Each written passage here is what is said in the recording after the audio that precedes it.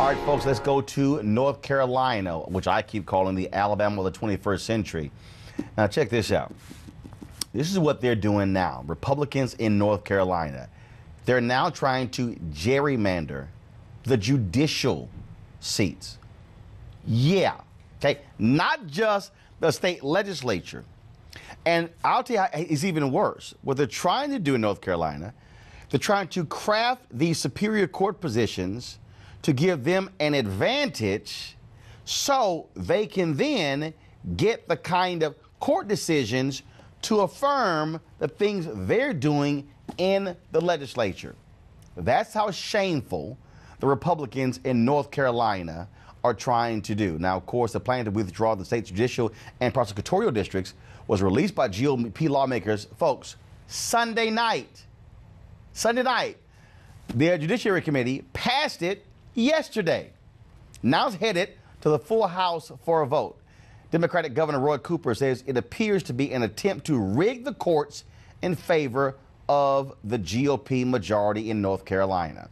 But Republicans say it will help voters get to know their elected judges better because the districts will be smaller and it won't cost as much for judicial candidates to run for election. Look how compassionate they are. Supporters also say the changes in election maps for superior and district court judges, as well as district attorneys, will realign districts to better reflect population growth, geography, and workloads. Aw, isn't that kind of them? Joining us via FaceTime from Durham, North Carolina, is Democracy North Carolina Associate Research Director, Isla Gutierrez. Isla, this is, I keep saying for a reason, how North Carolina is the Alabama of the 21st century. Alabama and Virginia, Louisiana, after Brown versus Board of Education, after various civil rights lawsuits, kept going to the courts, going to the legislature and changing their laws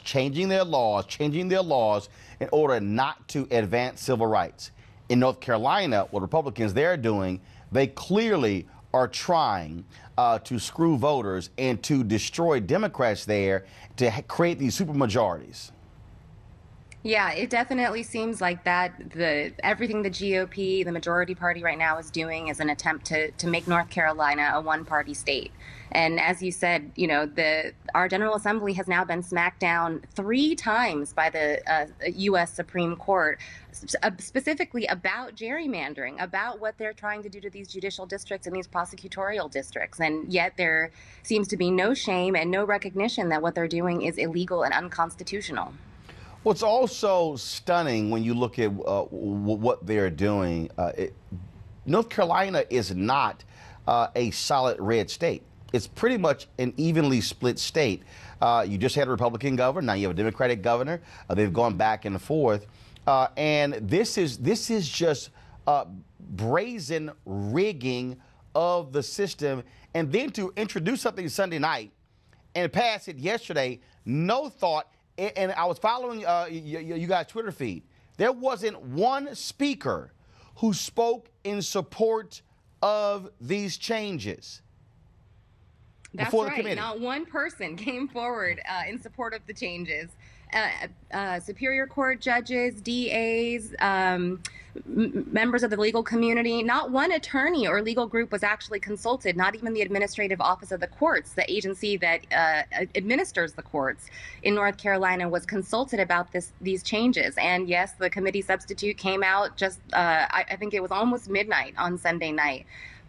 Really, we sort of gotten used to this method of doing business in North Carolina, as shameful as it sounds, for our elected officials to run things in this way. But that seems to be the norm here, and it is all moving toward an attempt to rig the system, from the gerrymandered maps for state legislative districts, for congressional districts. They also try to reach into our urban counties and gerrymander those county commission and city council districts, our school board districts in Wake County, where Raleigh is, now the judicial districts, the voter suppression laws that we've seen.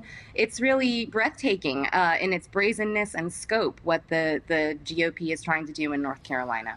Isla Gutierrez, we appreciate it. Thank you so very much. Thank you. Brandon, I'll go to you. I mean, every time North Carolina comes up, And again, I'm still waiting on y'all black Republicans to say something. I'm still waiting. I say something every time I'm on the show. No, I'm saying as a collective. There is no collective organization of black Republicans, unfortunately. Hold up. Okay, fine. You don't need an organization. Y'all know each other. Y'all got phone numbers. And we've all, many of us, I can go through a list of us, we've all outspoken on it, and they come on your show. But have y'all had a collective news conference at the RNC, at the National Press Club, anywhere denouncing what is happening in North Carolina? The RNC doesn't want to touch this, and unfortunately, no, I'm not asking for the RNC. You said the RNC. I said y'all can have it at the RNC. They don't want to be a part of it. Fine, you can have it in front of the RNC. Y'all can have it across the street from the RNC. I'm asking again, why is it black Republicans are silent as a collective when it comes to what the shameful conduct of your party in North Carolina? All I'm going to say is two things. One, you keep saying that we're silent. We're not silent. I'm saying again, Brandon, organization of it. I'm giving you the answer, Roland. There is no organization. You don't have to have an organization. Brandon, not organization. I'm organized. Okay, Brandon, are you not the head of the Prince George's County Maryland Republican Party? And I'm also on the executive committee of the Maryland Republican Party. Okay, yes, and well then, okay, are you telling me, as the head of the Prince George's County Republican Party, you cannot call a number of other black Republicans, Michael Steele, Elroy Saylor, you can call Angela Saylor, you can call Ken Blackwell, you can call all of them and say, you know what, folks, we need, as a group, to condemn what our party is doing in North Carolina. Have you done that? Two things. I've reached out. They're not really interested in the group effort, but they've all spoken. Everybody you mentioned just now, Michael Steele, myself, Sharmichael, Eugene, go through the list of them. We've all spoken out on this show and others. So all of y'all have spoken out as individuals, but y'all won't do it as a group. You know why? Because I'm focused here in Maryland on, preventing Democrats from underfunding HBCUs, as you've talked about on your show. A lot of things in Maryland that's going on. I like it how. Well, I'm over here. Go ahead. I'm saying it's wrong. It's wrong. Congressman Scott earlier talked about people registering to vote, and this is why. Gerrymandering is a crisis. We've got to make sure that folks aren't just voting in 18 and 20, but they're voting on off-year elections. They're voting at school board elections, their delegate elections. The problem in North Carolina was, as the federal courts ruled, they had a laser-like precision in targeting black voters. Right. They reduced early voting, and you saw in North Carolina the impact of that. And here's the other problem. By gerrymandering the districts, what they're doing is they're packing folks. So even when they register, they are creating these Republican-controlled, not just legislative districts, but as Isla said, also school board districts, judicial. They even after the last election, when they lost their advantage on the state Supreme Court, took away powers of the state Supreme Court, which is supposed to be the highest court, and gave it to the court underneath them. They're able to do that because Democrats aren't organized at the state level the way they need to be. What they did was when they took a majority control, Avis, they then said, no. We're going to ensure we have the power. So we about to sit here and run roughshod. Absolutely. And they stripped literally 2/3 of the governor's power. Absolutely. Because he was Democrat. They were, this is unprecedented. This is not a democracy. They are trying, as was mentioned, to create a one-party system in North Carolina, brazenly, unapologetically be damned the Constitution. That's exactly what's going on. This is not unprecedented. You're to your point. In Maryland, again, I know more about that. No, the Democrats are stripping powers from the Republican governor.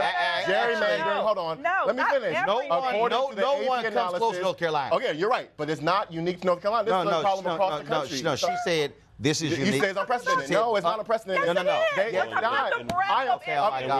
I'm pointing to you examples where they strip powers from the governor in our state because he's a Republican. They've done the same exact thing when they're in power in places. Has done North Carolina is doing. And that's why she said unprecedented, bro. No, but it's not unprecedented. It's they're both doing it bad. You can't say North Carolina is different, but it's not unprecedented. That's why she said it's unprecedented. They're both doing it, though. You're making it seem like it's unique to North Carolina. Is not doing anything Minnesota, close to, Illinois. Those states are doing nothing close to North Carolina.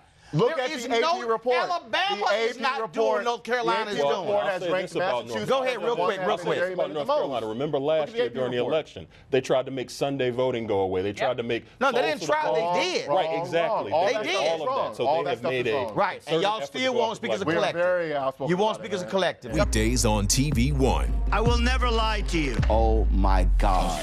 Roland Martin. He doesn't want to talk to us. He wants to ignore us. Uncensored. Hell no. That ain't gonna cut it, boo. Unapologetic. No, that is fundamentally false. You are wrong. Unfiltered. He wants an America where we all look alike. He ain't talking about black people. Unrelenting. You better go work out, because you got a fight on your hands. NewsOne Now with Roland Martin. Weekdays at 7 a.m. on TV1.